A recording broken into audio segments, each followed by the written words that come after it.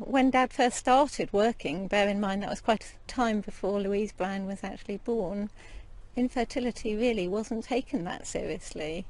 And so infertile couples had very little hope of a child. I think like any person or any woman who gets married and plans ahead, and part of that plan is to have a family, when you're told that you can't have children, it's really devastating, because I had sort of planned my whole future around having a family.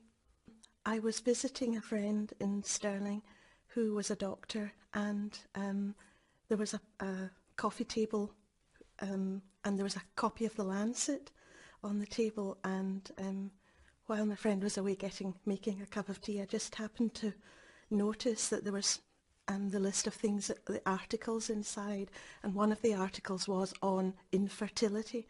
So of course, being in that state myself, I looked at it, and it was all about Patrick Steptoe and Bob Edwards getting together to help women to hopefully have their own children. And when I looked at what it was describing, it fitted. I was just absolutely the right category for it. So I followed it up after that. It wasn't really until somebody came to my door from a newspaper and told me that I was going to have the world's second IVF baby. I didn't know at all, and it was really when it kind of broke in the press that I then had to tell my parents. I was so lucky to be one of the, well, obviously the second mum to be expecting, but also to be able to bring up Alastair as a completely normal little boy.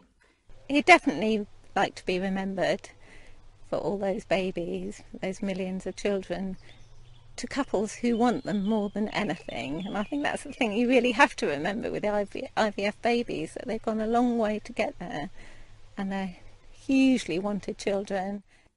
I think that Bob has always been almost the most important person in my life and my son's life, because of, obviously, for what he did for us, but also the support and the kindness and the involvement that he has shown in our lives ever since Alastair was born.